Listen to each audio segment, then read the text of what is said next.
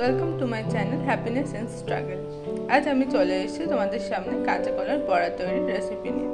তার জন্য কাঁচা কলাটাকে সিদ্ধ করে নিয়েছি ফার্স্টে, তারপর একটা কুড়ুনি দিয়ে কাঁচা কলাটাকে কুড়ে নিয়েছি। কুড়লে খাবার টেস্ট আরও বেশি হয়, তো সেজন্য আমি কাঁচা কলাটাকে কুড়ে নিয়েছি।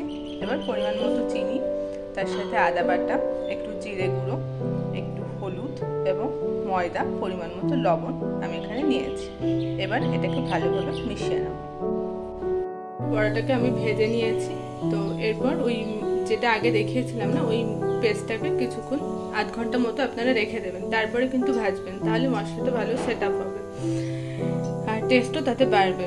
এরপর কিছু ভেজিটেবলস আমি এখানে আলু আর পেঁপে একটু সিদ্ধ করে নিয়েছি, গোটা জিরে নিয়েছি আর এখানে শুকনো লঙ্কা। আমি তেলটাকে গরম করতে দিয়েছি। এবার তেলে জিরেটা আমি ফোড়ন দিয়ে দেবো।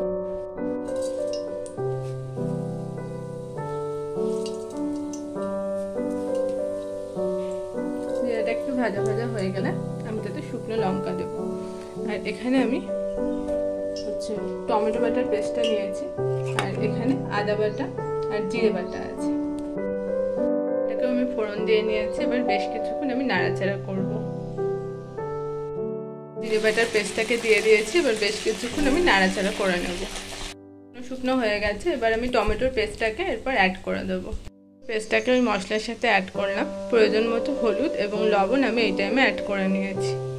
আর একটা কাঁচা লঙ্কা আমি চিড়ে দিয়েছি। আপনারা প্রয়োজন যেরকম ঝাল খান সেরকম ঝাল এখানে মেশাতে পারেন। আমি উনুনের আঁচটা একটু বাড়িয়ে দিয়ে বেশ ভালো করে কিছুক্ষণ ফুটিয়ে নিচ্ছি, যাতে মশলাটা ভালোভাবে কষে যায়। সেটা প্রায় শুকিয়ে গেছে বা তেল ছাড়াও শুরু হয়ে গেছে। এবার আমি আস্তে আস্তে ভেজিটেবলসগুলো এবং বড়াটা ভেজে রাখা বড়াগুলো আমি এর সাথে অ্যাড করে দেবো। একটু করে রাখা ভেজিটেবলসগুলোকে অ্যাড করে দিয়েছি। এবার কিছুক্ষণ আমি ভালো করে নাড়াচাড়া করে মশলার সাথে মিশিয়ে নেব। মশলা ধোয়া জল অ্যাড করেছি। এবার ভালো করে মেশানো হয়ে গেলে বড়াগুলো দেওয়ার পর আমি বাকি জলটা দিয়ে দেবো। জলটা অনেকটাই মরে গেছে। এবার আমি আরেকটু জল এখানে দিয়ে দিচ্ছি। মশলা ধোয়া জলটাকে এখানে দিয়ে দিলাম। এবার আমি একটু বাদে একটু নাড়াচাড়া করার পর ধীরে ধীরে এই ভেজে রাখা বড়াগুলোকে এর মধ্যে দিয়ে দেবো। দিয়ে দিয়েছি। এবার একটু আমি নাড়াচাড়া করে নিলাম। যে যেরকম গ্রেভি করতে চাইবেন সেরকম পরিমাণ মতো জল দেবেন। এবার আমি আস্তে আস্তে ভাজা বড়াগুলোকে এর মধ্যে দিয়ে দেবো।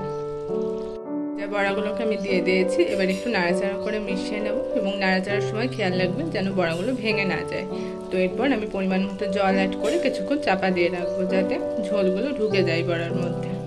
তো আমি বড়াগুলোকে ভালো করে নেড়ে নিয়েছি এবং একটু মিশিয়ে নিয়েছি গ্রেভিটার সাথে। এবার আমি জল অ্যাড করে কিছুক্ষণ চাপা দিয়ে রাখবো। হালকা আঁচটা সিম করে দেবেন তখন। এখানে জল দিয়ে দিয়েছি, তো আপনারা যেরকম ঝোল বা গ্রেভি চান সেরকম জল অ্যাড করবেন। এবার কিছুক্ষণ চাপা দিয়ে রাখবো হালকা আঁচে, যাতে ঝোল ঢুকে যায় বড়াগুলোর মধ্যে। মিনিট চাপা দিয়ে ফোটানোর পরই তৈরি হয়ে গেল কাঁচা কলার কোফতা। আপনারা কিন্তু অবশ্যই ট্রাই করে বলবেন এটা কেমন হয়েছে। Thanks for watching.